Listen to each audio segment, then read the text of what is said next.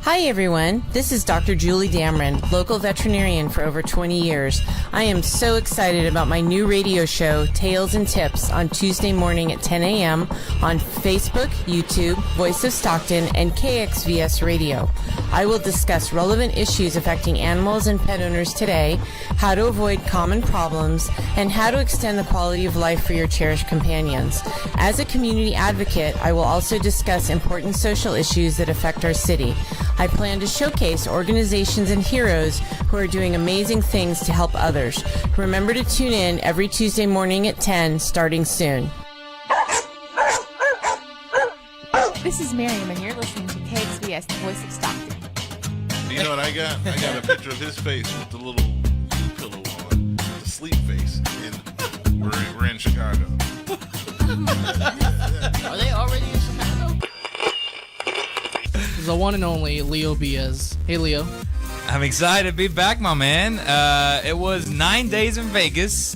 We got stuck in the desert, and we had a little hangover remix out there, man.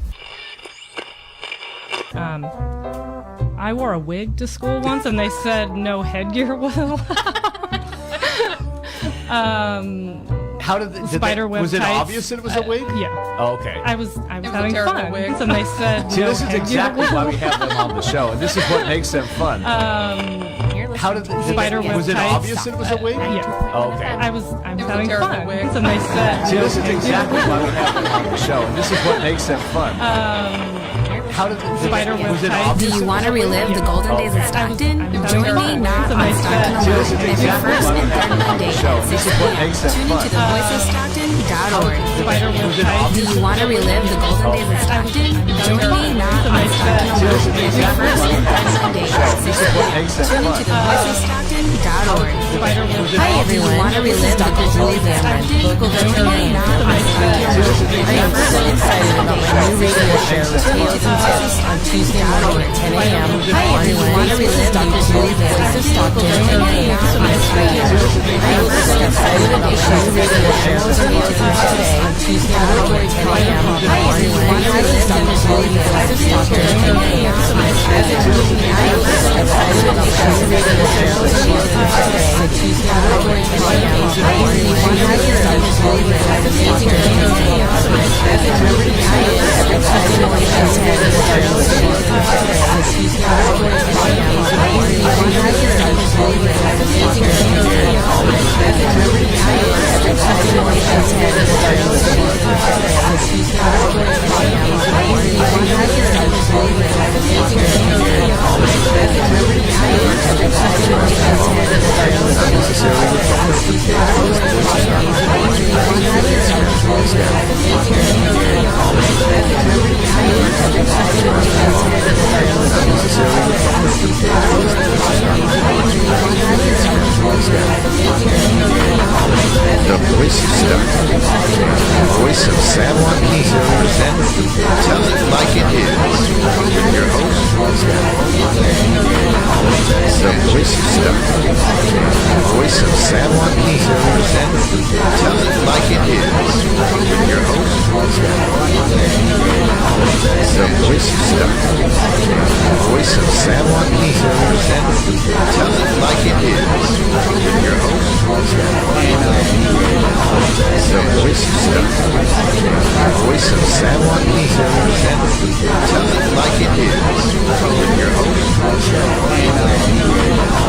The Voice of Stockton, Voice of San Joaquin, presents Tell It Like It Is, with your host, The Voice of Stockton, Voice of San Joaquin, presents Tell It Like It Is, with your host, The Voice of Stockton, Voice of San Joaquin, presents Tell It Like It Is, with your host, The Voice of Stockton, Voice of San Joaquin, presents Tell It Like It Is, with your host, The Voice of Stockton, Voice of San Joaquin, presents Tell It Like It Is, with your host, The Voice of Stockton, voice of someone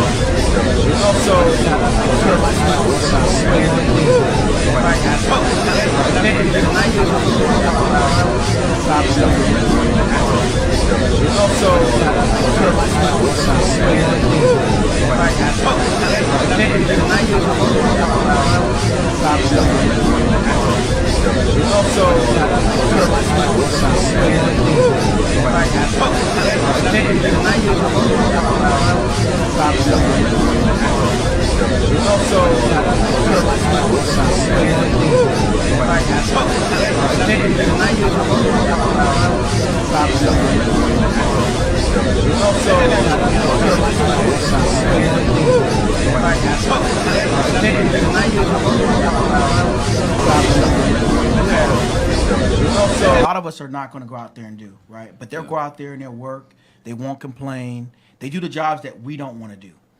And so, you know, you can't, I mean, just as an American, just to see, you know, families get tear gas, even if you don't agree with the caravan, that's still your heart got to ache for them because you got, you know, I seen a picture where a guy, he was in the middle and he tried to run through and the tear gas hit him and he had him all bandaged up. He was from head to toe. His arm was all in a cast. And it's sad because if they're leaving a dictatorship or if they're leaving, you know, a country that has been persecuting them and they can't find work, to come over here to find work, and not even saying that they want to, you know, be no tech CEO, but they just want to do the field labor jobs.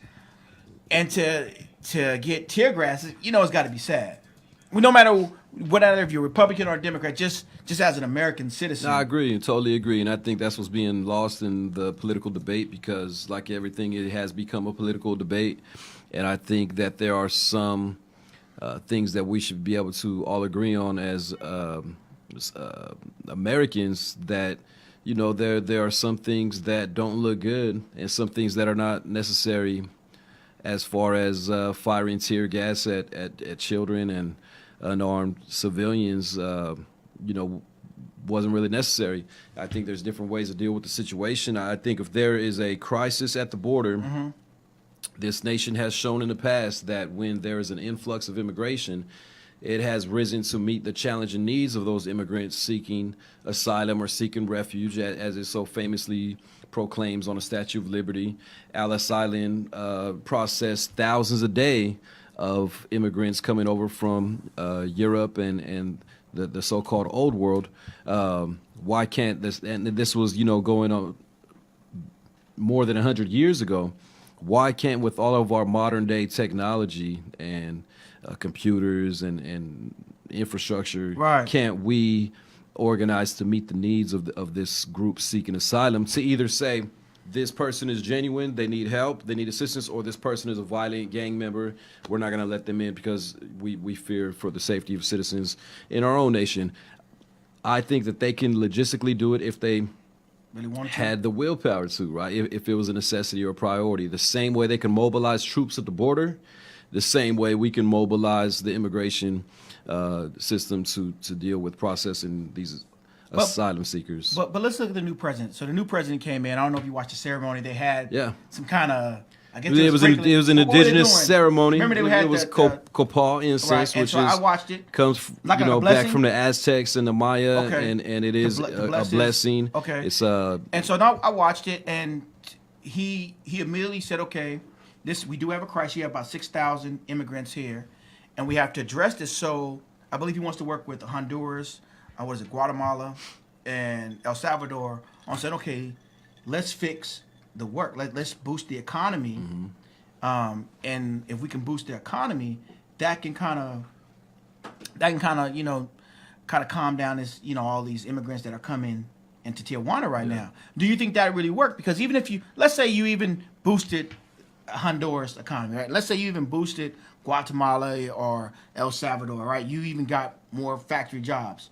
Do you think those immigrants want to go back? Because I heard one lady say, she was saying that, when I walk too far, I don't care what President Trump said. I'm coming to America. This is where I'm going to America, right? So let's just say that this president and the other 3 countries can come together and say, you know what?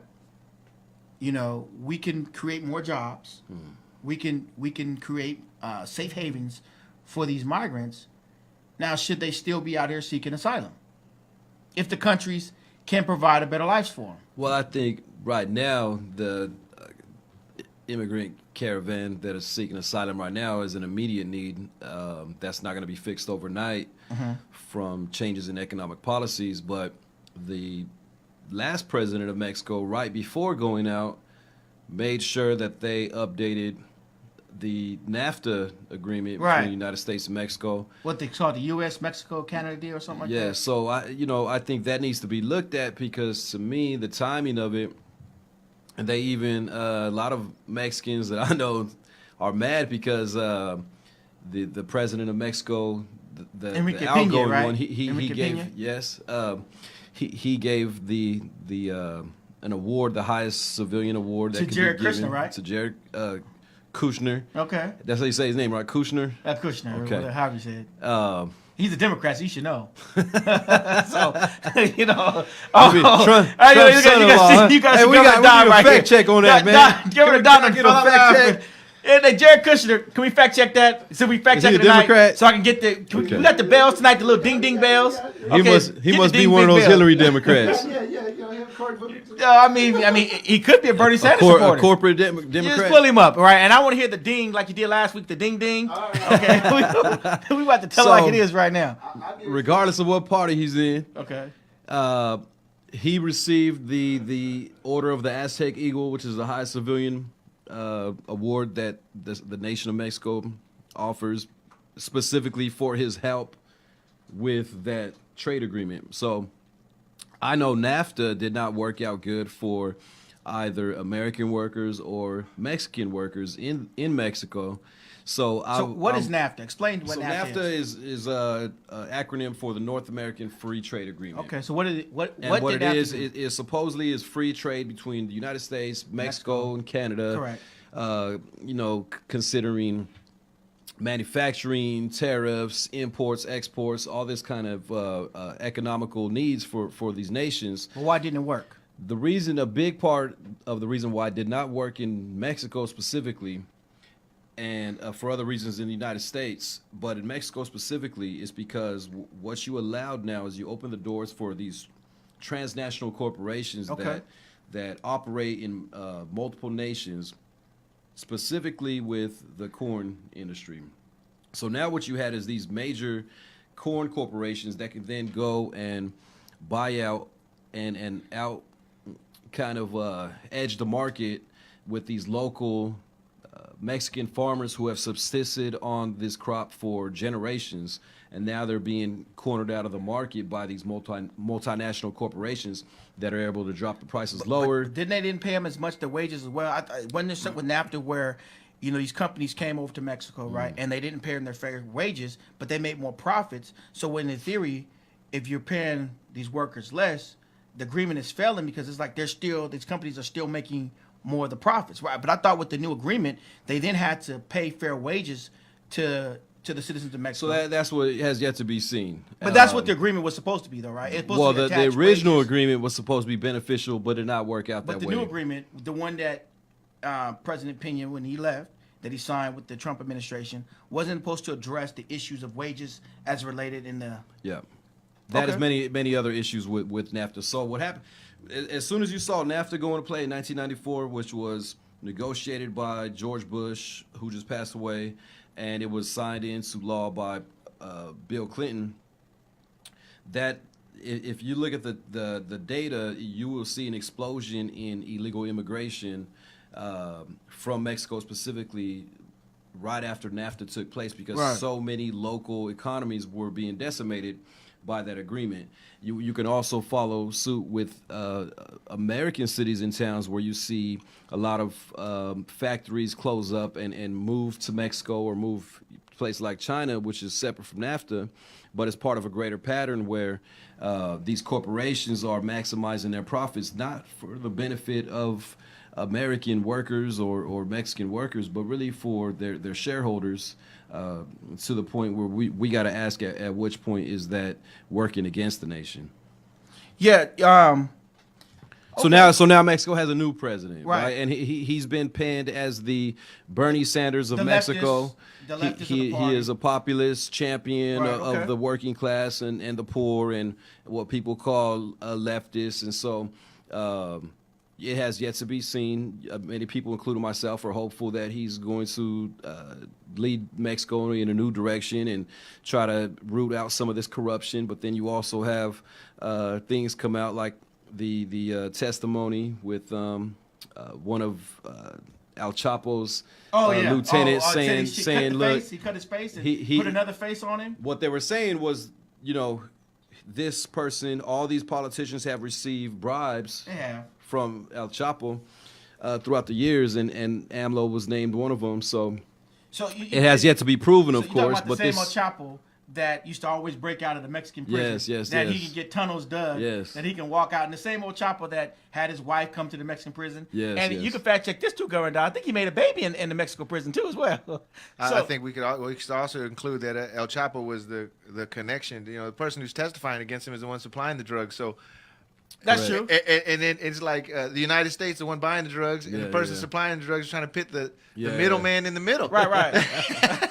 I don't know how much I can trust any of that. It's all the middleman. All in the name of justice. All in the name of justice. Did you get Jared Kushner? Yeah. So let's clear it. Let's make sure we understand. I want my ding right now. Yes. You got it, because Jared Kushner had been a lifelong Democrat. There we go. Prior prior to Donald Trump entering politics. So he's donating to both Hillary Clinton and Barack Obama. Says that that's right.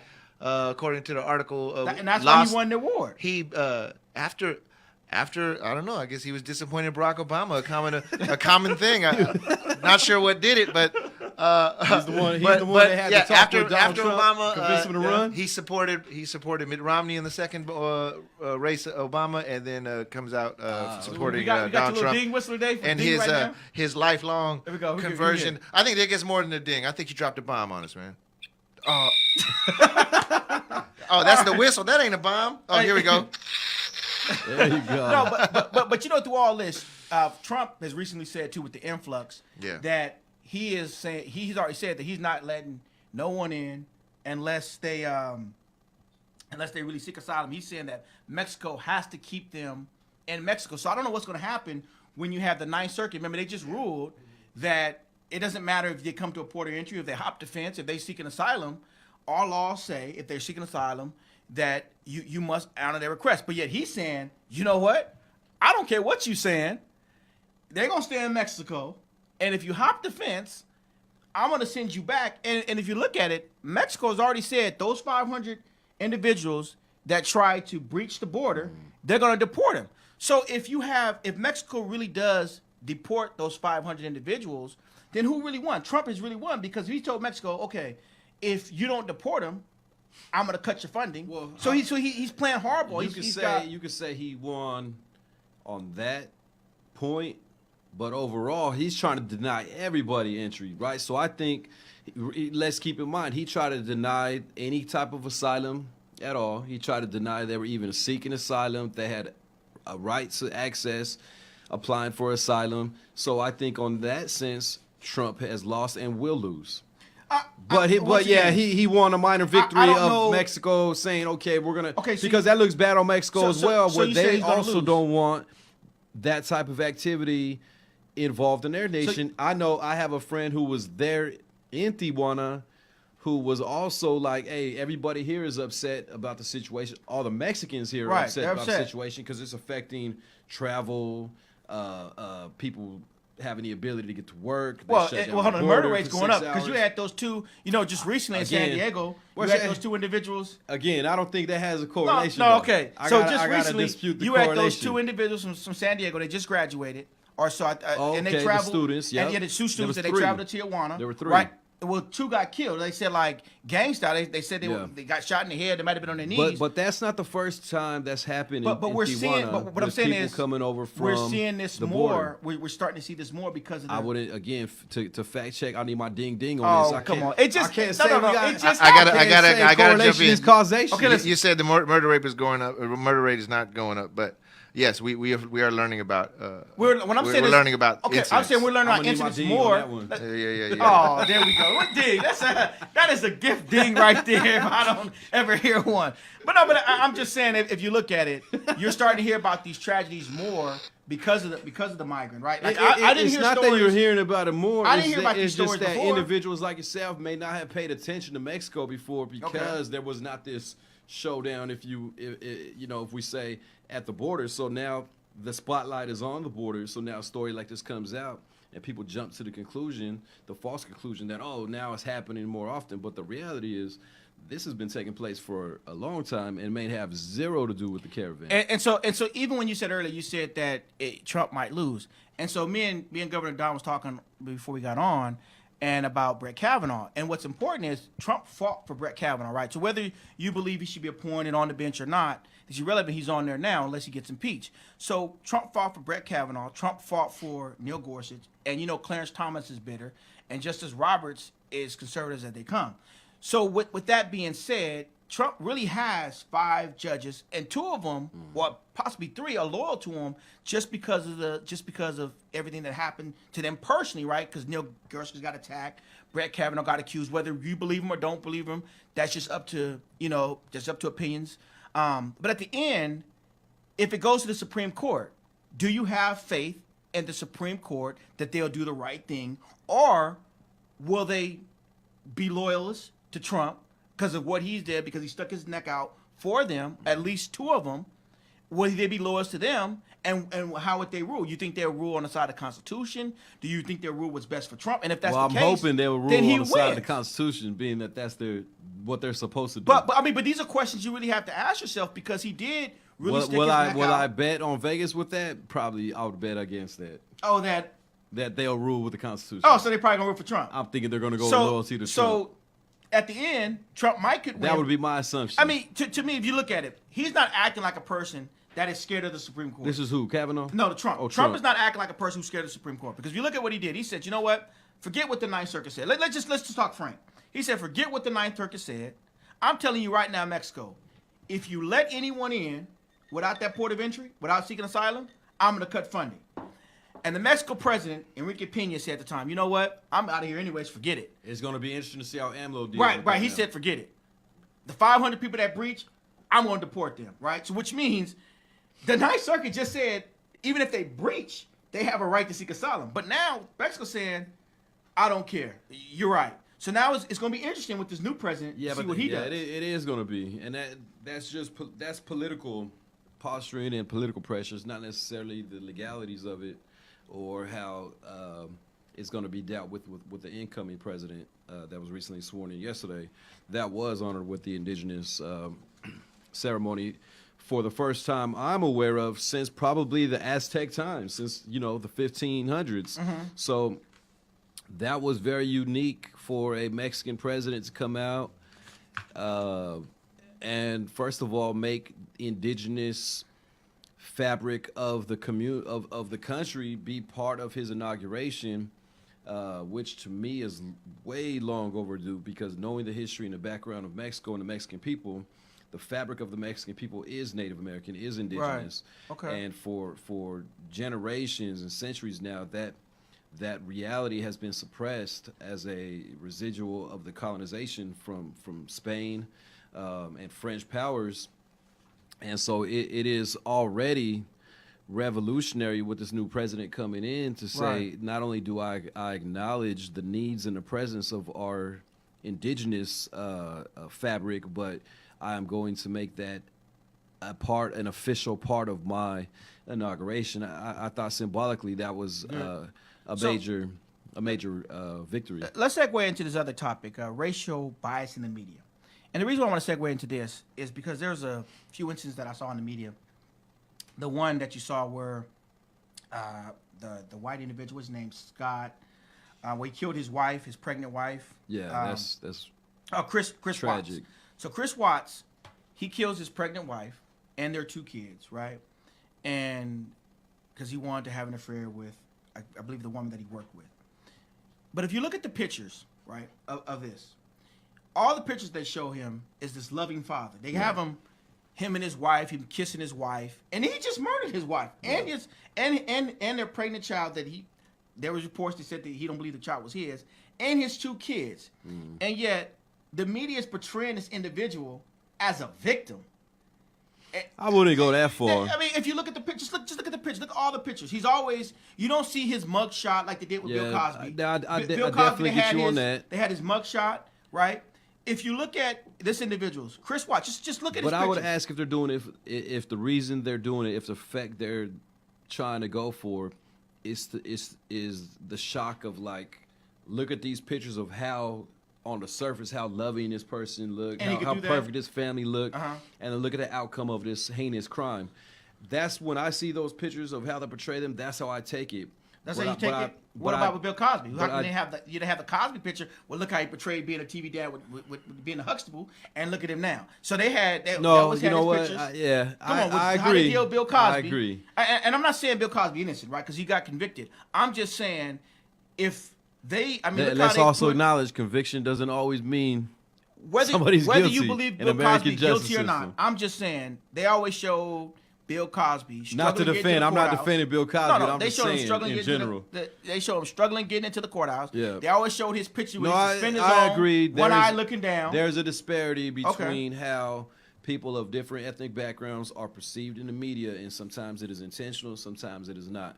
But at the end of the day, yes, there is oftentimes a disparate treatment. Well, and let's talk about this. So you had that officer, the former officer, I think her name is the white woman that killed the Geiger. black man in his own apartment. So she mistakenly said she came into the apartment and she shot him.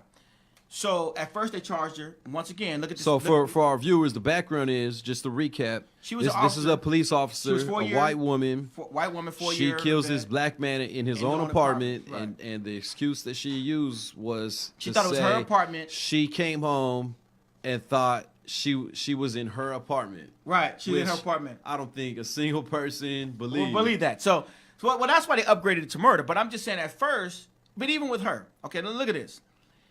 She says that she was in her apartment and she killed this individual. She was allowed bail.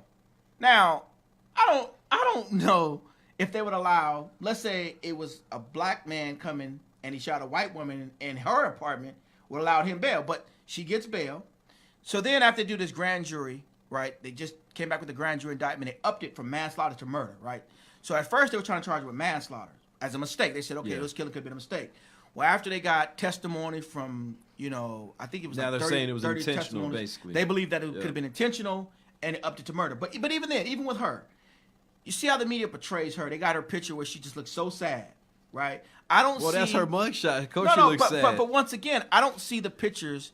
Like, for example, Michael Brown, when he got killed by Darren Wilson, they had the video with him pushing the when he was robbing the store clerk, and they had other pictures, or even you look at some of these other individuals that had died. And I'm not trying to get into this race war, but I'm just saying, just look at how the media portrays individuals. No, like Trayvon Martin. I definitely agree, man. They had him. I'm gonna put this up right here.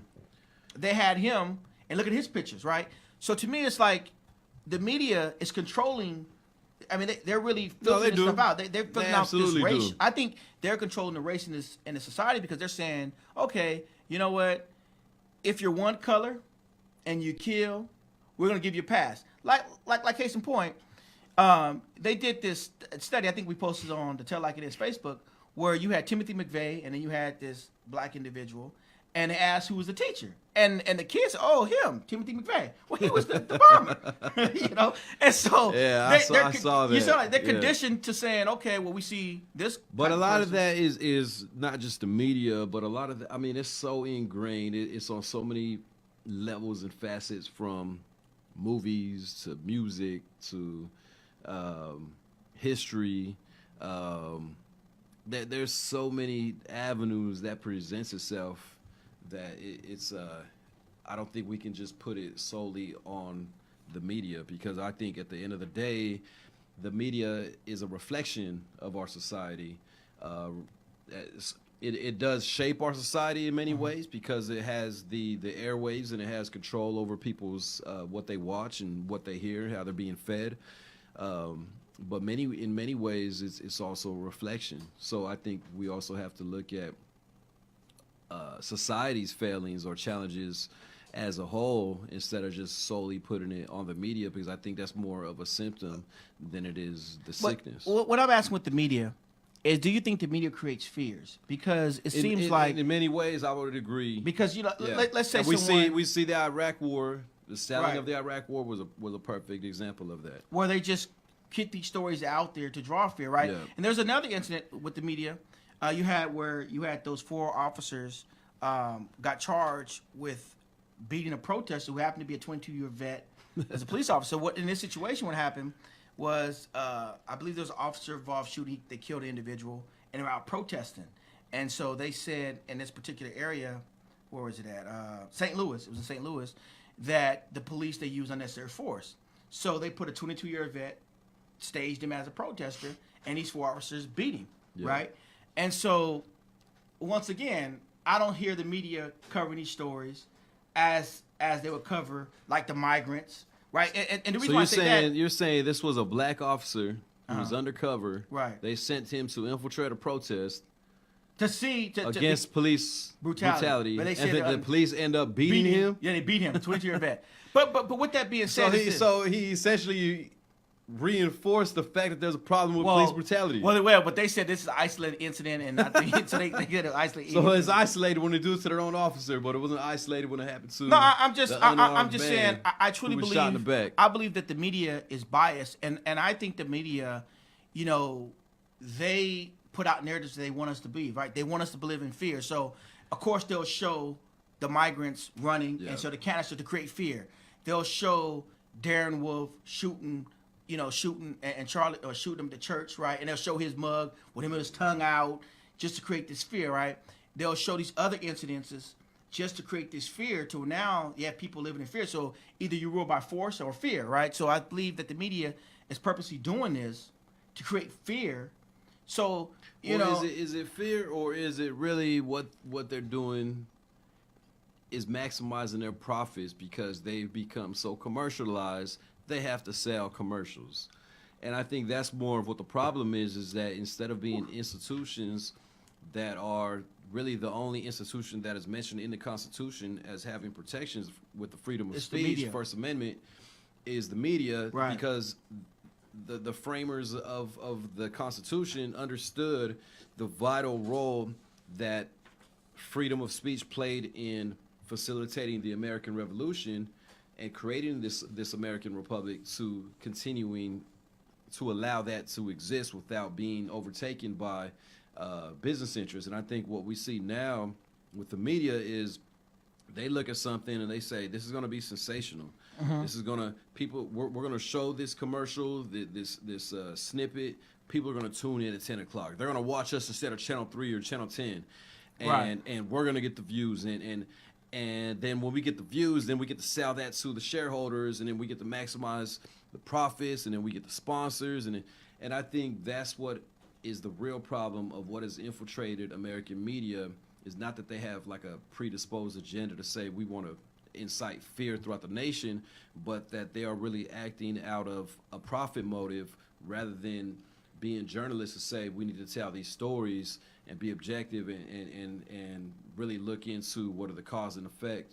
And I think that is the greater concern. Well, let's be objective. Now, last week we talked about your main man, California Democratic Party, Eric Bowman. Right? For the record, Your I main voted man. against him. Nah, I your voted main for, man. as a Your main California man. elected So- delegate to the state party. So hold up. Okay. Let me go on the record and say I Okay. voted against him, and I voted for Kimberly Ellis. You to be can't the believe chair. nothing to Flip Bison say. He probably voted for. He ain't gonna tell you the truth. That's why he got that hot drink over there. tearing our mouths up, burning us up right now. If you notice, he only had one sip. Oh he man, this can't is hot. hang. Boy, this is hot. Don over there laughing. Can't hang. Governor Don Once is cracking up again. laughing. No, so look at this. He finally did the honorable thing, right? He didn't do the honorable thing. he didn't? He did what he had no choice to, which was resign because that was the inevitable outcome. Okay. I'm the not accusation's gonna serious. give him props and being honorable. Is what I say that is because there were already issues with him, which is why so many Voted against delegates. Keep in mind, I'm a delegate. I've been at these conventions. There were already issues with him. With this type of behavior that was being brought up, and But he still won. and he still won by a narrow margin, and it was a very hotly contested race. Aren't the elections coming up in 5 weeks anyways? And yes, for delegates. So for Correct. delegates and not for his vote again, right? For the delegates, it's For 5 delegates weeks. Okay. that will represent the assembly districts at the state conventions.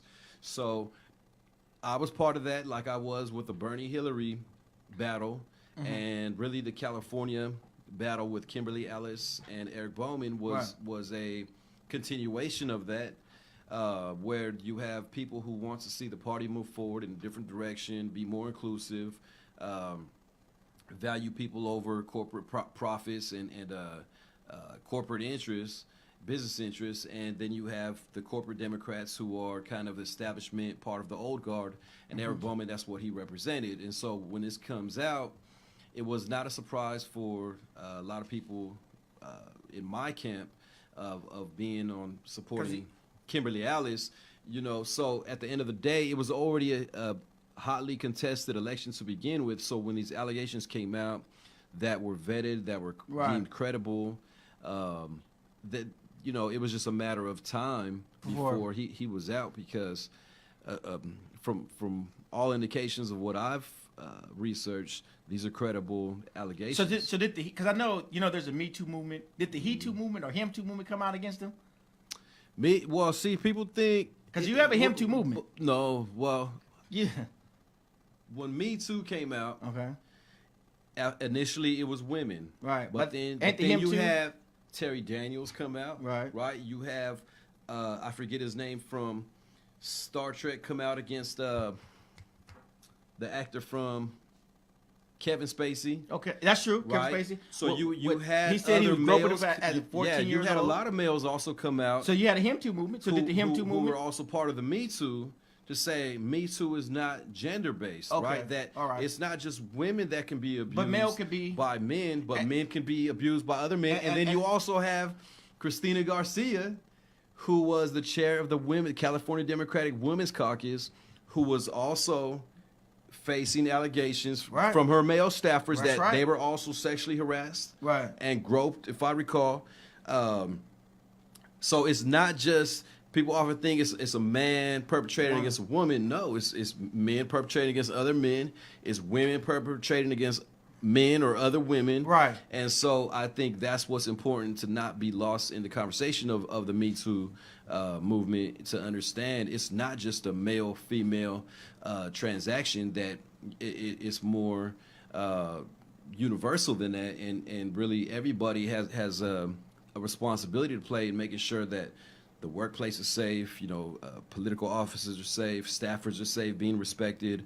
But there's still a lot of ways to go. I have friends that worked in the state capitol in Sacramento who, when they came forward with allegations, it was on the news as far as headlines and, oh, good for them. But behind the scenes, that real support never showed up. Yeah. And I think that's like with Christina Garcia, you have Susan Eggman, who's the assembly member for Stockton, basically support her and double down on her support for her, and now and donate the max amount allowed by law to her re-election campaign. Right. And so when you have the chair of the Women's Caucus also being accused of alleged sexual harassment, that's a problem, right? So where is the call for her resignation, and where is the pressure that's being? Let's keep it real. I think it is important to maintain that we be equal across all areas of the field. But it is a double standard. If you look at it, I look at from Michael Avenatti. He was out there just hounding Judge Kavanaugh, and yet when accusations come against him, then he wants everyone to say, "Hey, wait a minute, I need due process." I see Keith Ellison. Same thing with Keith Ellison doing the same thing where his woman said that he viciously beat her. Yeah, drug Keith her out. Ellison is who? Who else? But no one. But I'm just saying. But if you look at it, they even got Neil deGrasse Tyson now. Oh yeah, right? they got Neil deGrasse on Fox. No, the physicist or the astrophysicist. Yeah, they said he was sexually assaulting people. But I'm just saying, it seems to me. Who else was falling from this? You had what's his name from Charlie Rose, right? Charlie Rose. You have the guy from Matt Lauer from Good Morning America, or no, not Good Morning America. That's a different network. But I'm just saying, But to me, is they pick and choose who they want to go after. But segueing, we got to talk about this Cohen-Trump situation, that plea deal. I looked over what Cohen said. He said that he lied to Congress. Got to jump in when you mentioned in that Avenatti. Avenatti was released, no charges filed. The FBI declined to charge him. LA County hasn't charged him. Charges found to be unsubstantial. So, well, actually, what they did, that's true. Yeah, but so then, you lumped him in together with people. No, but this is what they did though. They referred it to the misdemeanor section of the County of Los Angeles. They said the felony section they wasn't going to charge. It didn't warrant a felony. But what they said is we'll refer it over to the misdemeanor section. And they haven't filed charges yet. But the misdemeanor section could file charges. But going into Cohen's plea deal, right? So I looked at this plea deal. He's saying that he lied to Congress. So I don't know if people believe Cohen, don't believe Cohen. This is what I can say. Cohen had issues. Who was Cohen? So Michael Cohen was Trump's personal lawyer. I don't know if he was so much his lawyer as so much he was his. Is this the same one that paid off Stormy Daniels? The one that paid off Stormy Daniels, right? He was more like the henchman or just the go-getter. Okay. So Cohen had issues. So what Cohen has, he had these medallions in New York, and medallions allow you to do the taxes. So he had these medallions worth millions of dollars. He wasn't paying taxes, or he had some issues with taxes. So the state of New York was coming after him, right? So this is separate than Trump. Now all of a sudden, right? Because remember, president pardon only affects federal, it doesn't affect state. So Mueller really has a squeeze on him. So now you have this individual saying, okay, you know what? I remember taking a trip to Moscow with the Kremlin or whatever he said, and I was trying to set up this hotel deal with Trump with a hotel. And I don't know how that's collusion because Trump was a businessman before he ran for office. So in theory, even if he was trying to have Russia build a hotel, how is that wrong for a businessman? People knew he was a businessman when he got elected. It wasn't like it wasn't like he was a career politician that made his money off the sweat of people. He made his money, I guess off the sweat of people, but he didn't make it doing politics. He made it creating buildings, right? Whether they flopped, didn't flop, but that's how he made his money. So now you're talking about banks does he have? 6 or 9? Well, he don't have no bankruptcy. His company's bankrupt a whole bunch. Oh, okay. But I'm just saying, even though his name is the company. Yeah. Okay. But you look at it, Cohen is facing some serious charges. So he's now saying, "Oh, you know what?" So now you're saying he's selling wolf tickets. Oh man, he's saying, "I will tell you the truth." Can I get a lighter sentence, please? At what point do we say? That's all it is. At what point can we say, "Listen, the state got you. You need to do your time like everybody else who commits tax fraud." But instead, he's saying, "Hey, well." So you're saying these are trumped up charges? Trumped up charges. What I'm saying is, Trump was a businessman. He was doing a business deal. Even if the deal, I don't know how that deal relates to collusion. But now you got Cohen, who's now saying, "Oh yeah, he's admitting to everything. I lied to Congress." Then he said the other one, election violation, campaign fraud. They got him pleading. He's just singing like a stool pigeon now. And I know Governor Iman listening at this. They got him pleading to anything. They could tell him that he jaywalked and he would plead to jaywalking. He is pleading to everything they throw at him. Did he plead to being a Zodiac killer? Oh, he assassinated would. JFK? The way he's going right now, he would. No, that was Ted Cruz. That was Ted Cruz. No. Joking Fact check aside, on that. Let's fact check on that. Fact check. Ted Cruz has not been confirmed to be the Zodiac No, killer at all. but remember Trump said Or his father have killed JFK. But in response to that, so the issue is this. Okay. Michael Cohen is saying, when I said that we were done talking to the Russians, we weren't. But because Donald Trump said we were done talking to the Russians, I said that. But we talked to the Russians for 6 more months after that. So he's saying Donald Trump told me to lie. Yeah, but once again, Hold on, that's just it. So we Okay. don't have to add nothing else to it. That's what the real. that's whole what extent he's of saying it. now. That's and, what it- that's and what then, the- but yeah. let's follow up to great Governor Don. Okay. He's saying, okay, I know I'm facing almost 5 years in prison. Mm-hmm. Can I get a reduction in sentence? Yeah, maybe he wants one. He obviously ain't gonna get the pardon. Well, he can't because the pardon don't even affect state. But here's the issue. So I think what you're doing is you're actually talking about what's not important. Okay, what's the It doesn't matter whether he's going to get a pardon or not. What matters is that he's already admitted to liar? Forced. Well, Well, he wait, said, now you said admitted liar. So He has admitted lying. What's better, an admitted liar or someone who's obviously lying and won't admit it? So I don't know which one's I'm better. just saying. Because he could be lying to save his own skin again. But again, those are things we could argue about. Okay. Here's what we can't argue about. Okay. The amount of money being discussed and the amount of influence being discussed, and we're talking about tens and hundreds of millions of A lot dollars. of money at All right. play. That type of money, if somebody asked you, what would explain our president's reluctance to ever criticize Russia? Well, you probably don't have an answer. Or Saudi Arabia. Or Saudi Arabia. You probably don't have an answer for anything that would explain it, but somebody might say, well, hundreds of millions of dollars would explain it. That's right. So that's where Break it down, Governor that's Don. where Break it that's down. why it's a discussion. Okay. It's not a discussion whether it's not. If we could discuss it, but it's really a waste of energy. You know, we know that all these dudes is liars. Okay. So. And that's what an informant is. An informant is somebody who can't be trusted. That's true. Okay, so this is just how law works. But that This goes is to how it his works. that goes to his point. What motivates them? Right? I'm just gonna say this. lightning their sentences. If we're gonna say that though, when all the charges come dropping, then let's say the same thing. Okay. There's more charges coming. Even if it's cut in half, even if it's cut in half, Here we that's go. part of the that's So, in the ballpark of we- the conversation. We got to get into the tell it like it is story of the Let's day. tell it like it is. So I ran across this article and I could not believe it. Here we You have go. you have a Texas woman Okay. What's her name? who says, okay, let me get her name for you. It don't matter. Well, Tell the story. son name is James. So you got this Texas woman and her husband. I guess they divorced. She's saying that the boy is a girl because every time he's at her house, she dresses him up in girls' clothing. The father is saying, wait a minute. Does she dress him up or does he want to be dressed Now up? she's saying that the boy wants to be dressed up in girls' clothing and that he's a transgender and she needs to change his sexuality right now. He needs to go from a boy to a girl. The mother's pushing this. The father said when he's at my house, I put girls' clothing on the bed and boys' clothing. And he rejects the girls' clothing and he wants the boys' clothing. So let me tell you what the mother is doing now. This is why it's the tell it like it is story of the day.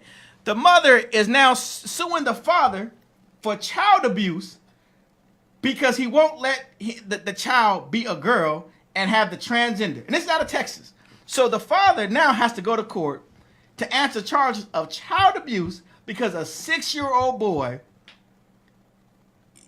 wants to be a boy, but the mother wants him to be a girl. Now, what's wrong with that? This is what I see happening in your Democratic Party. Because I checked her credentials. She was a registered Democrat. So I gotta just go on the record as saying I don't see this as a partisan issue. What this sounds like to me is a family court issue, right? It sounds to me like you have a man and a woman who aren't getting along, got divorced. There's a child in the middle. His name is James. James. And you know what the mama called him? She calls him Luna. Okay. This is his name. When he goes to the Mexican too now. Just as she calls him. She calls him his Luna. ethnicity. She calls him Luna. Okay, so And he's 6 years old. He's a 6-year-old child that at the mom's house from James to Luna, and he's got to wear girls' clothes with the mom. well, I think we have to acknowledge for transgender members of our community Right. that children as young as 6 do start discovering that, you know what, I don't want to go this route. I'd rather play with these type of toys. I'd rather dress this type of way, and they start having an affinity towards expressing themselves that way, right? So I would have to look deeper into this to understand, is this a genuine issue of a young boy? But he's 6 years old. Do you think that 6-year-old? There's children that could be that young. Is what I'm saying is let me pose this question. Understanding, I would rather if it's a boy, they'd rather play with girl stuff or dress like girls. But they're right? 6 years old. Do you think at that age they know if they really want to be a boy or girl? Just look at Angela Jolie's and Brad Pitt's. I would have to ask. They're trying to say he's a transgender kid. Is it the child's own expression, or is it the adult trying to put their ideologies or views or whatever we can identify it as to say, this is what I desire, and here goes yet another reason to fight against his father, or here's another reason to fight against his mother. That's what I would hope is not going on. If it's a genuine expression where this young boy, James, feels that he'd rather be a girl, right? Then by all means, we have to respect that. But if it's 6 years old, if it's genuine, it's genuine. But I'm saying, okay. So when I was, but if it's not, then let's say the scenario is the mother is trying to impose this on the child. Then is that child abuse on her? No, but here's my thing. I know we have transgenders, we have same-sex couples, and I'm not trying to debate any of that. All I'm saying is, if an individual is 6 years old, he is still learning who he is, right? So True. then, if he's older, if he's 18, and he says, "Hey, you know what? I'm a man, but I'm trapped into a girl's body." Well, go ahead, right? Because at that point, you're an adult. I think when these are children, and as children, it's our job to protect them, right? We guide them as best as we can, but at some point, they didn't have to say, "You know what? I'm same sex. I'm a same sex couple. I'm a transgender, or I'm this, I'm that." But that's their choice. I think it should always be their choice. It should never be the parent putting what they want on them. I think it should be the child's choice when he gets of age to make that decision. I agree with that, but all I'm saying is that we have a notion that of age is like until you're grown up. And what I'm saying is, based on evidence and human sexuality, is that sometimes young children do start expressing themselves as the opposite gender. I gotta ask Governor Don their own. Governor Don, because I know you got kids of your own, right? And I know you got young ones, and so what do you think about this? I mean, just enjoy. If you think about it, a 6-year-old, and just as a father, you can say how many kids you have. I don't want to put your business out. Seven kids. Okay, you get a father with 7 kids. Yes. Now growing up, they all had different personalities. Yes. Maybe some of your sons wanted to play with Barbies. I don't know, but I'm just saying. What? Not on my watch. Okay, there we go. No. No, but they had different personalities. I used to like to make little outfits for my Han Solo dog. I made him a dope, Jedi. I used to do the same. Cloak. Yeah. Okay. You know what I'm saying? I had this belt on, right? Right. He had guns and swords. Don't mean you won't. That didn't even match. Like, he had He-Man swords. Right. It didn't matter to me. You know what I'm saying? Kwanzaa, we made dolls. Right. You know what I'm saying? Correct. I made some dolls too. But here's before I get into responding to that, I want to say one thing. To me, the real issue is that this is even a thing. I think it's actually sad to me that so many people have to feel like they need to change themselves. Like a boy who looks like a boy but feels like a girl shouldn't even have to feel like they should dress like a girl. They should be able to dress how they want, and it should be okay for them if they want to act this way or that way. Everybody else has their own version of a description. But it's really up to the individual. And I think that a lot of the issues we have in the transgender community are not solely on them seeking to find their identity. It's on society rejecting their identity. Yeah. And so body mutilation and self-deprecation and suicides are very high in the transgender community because they are not even accepted no matter how they are. So the real thing is, like the Native Americans had many genders in their community and they accepted people as they were. And, they be like, oh, there's that person. And, they don't be like, we don't talk to them because, he got a husband. That's just they how don't they care are. about that. That's just how they are. And in fact, traditionally, and in all the ancient communities, the person who's transgendered is started to be something that is special. because they're able to understand both genders. So they actually thought to have magical properties or be closer to God. Oh, because they can Right. relate to both sides. Right, and traditionally and culturally for many thousands of years, the transgender person was the religious leader in the community, the spiritual leader in the community. And so That's deep. That is deep. Yeah, it's like that, and that's where culturally, before we got into being tripping off how divided we were, we always tended to accept people as they were. Right. It's when outside influences put economic constraints onto us, then we try to fit ourselves into these roles in order for us to survive. So it's really a survival instinct, just like racism is. Unfortunately, these instincts are exacerbated by economic interests that really, they do well when we fight each other. That's true. So think about this. This conflict is going to be adjudicated in court. It's going to cost a bunch of money. Here we are, court of public opinion. We're going to change policies at schools. We're going to do all this kind of stuff just because we won't let these folks do their thing and let this kid do his thing. And these parents want to fight about it, and they can't even... They bringing us into their problem because they can't communicate. But who And knows that's what I'm hoping that but it's who not. knows what the 6-year-old kid wants? Exactly. The child. And yeah. I would say the child. But I'm saying, but I'm gonna counter that and saying the child doesn't know what he wants. Thank you. The child knows this. He wants to be happy. And we don't know that based on the story because we don't no, know I'm if saying if it's genuine or if the mother is fabricating this. So or I'm not if the saying father that is child resisting. specifically. I'm just saying children. A child in a divorce, and it's a young child, a 6-year-old. This child is mostly focused on making his parents happy. Correct. So if mom likes him to act like a girl, that's what he's gonna do. Right. And if dad likes him to act like a boy, that's what he's gonna do. that's what he's gonna do. But he don't know what he wants. So he don't know what he wants because the parents don't know what they want. Right. Okay. Now, if the parents wanted him to be happy, then he would decide what he wants. They might not even be divorcing. Oh, okay. That was deep. That was whew, that was deep. True that. That was deep. No, but even with that transgender, right? And I'm segueing back into this immigration because this came up. Remember, you had the transgender that's saying that I think they had not a GoFundMe, but who wants to sponsor to come from Asylum to come over here because From the immigrant caravan from because they felt that they were discriminated, and that goes deep with these transgenders that they feel that they're touched them hard. discriminated. Yeah. And so even then, they're asking to be sponsored. So if you want to sponsor a few of them, you can. They can get out here. They looking for some sponsors. Mm-hmm.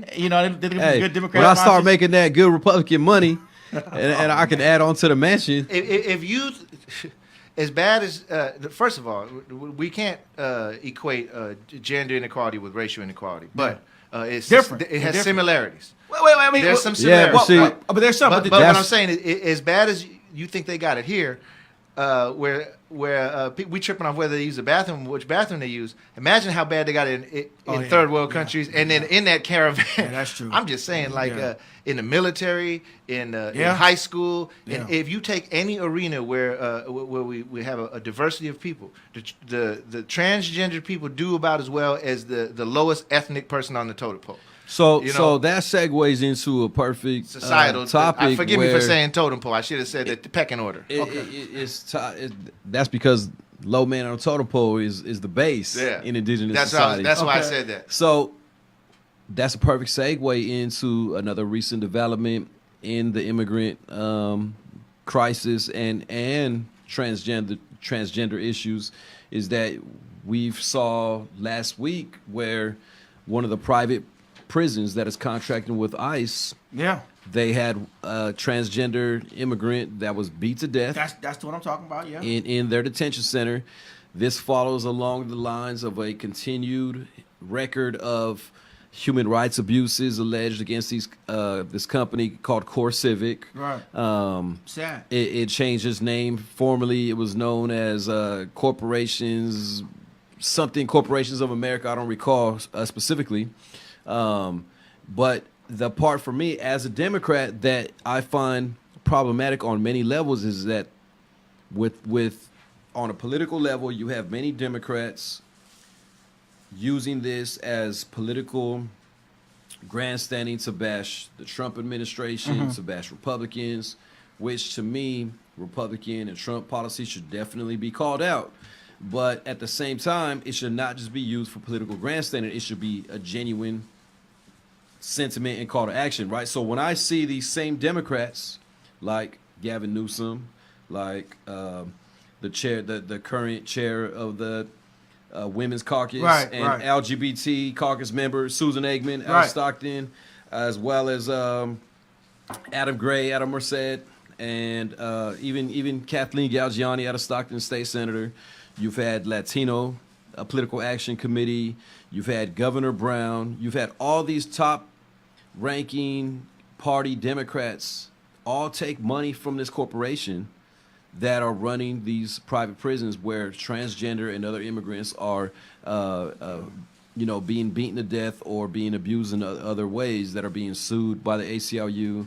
And so to me, it speaks to the hypocrisy of the Democratic Party here in the state to call something out for political posturing, but they are not following through, and they're actually receiving money and taking money for their political campaigns from this very same corporation. So I feel, calling out Eric Bowman and the Me Too movement, that's important, and that's definitely needs to be addressed. But at the same time, I'm also seeing my fellow delegates, my fellow Democrats be silent on this very same issue when there's not an immigration rally that's nationwide going on all over the place, and the dust is settled, the lights are away. At the same time, this money is still being taken from this corporation. So that's something, to me as a Democrat, I feel needs to be called out. And regardless of how the Republican Party feels about that, private prisons operating ICE detention centers, that's a discussion in itself. That's a discussion in itself. But at the very same time, as Americans, I feel that, incarceration should not be privatized, because when you have a profit motive, you add an extra element to that where now you have a financial incentive to have somebody we'll get incarcerated. In that. We'll get into that one other so time. Maybe that'll be a good topic for next week's show. Yeah. So with that, we're gonna end this show. We want to say thanks for listening. Thanks for supporting us. Like our Facebook page that we have. Tell it like it is on Facebook. We got our website launched now. We're getting our website so launched. We want to tell you the name of the website is WeTellItLikeItIs.com. Right.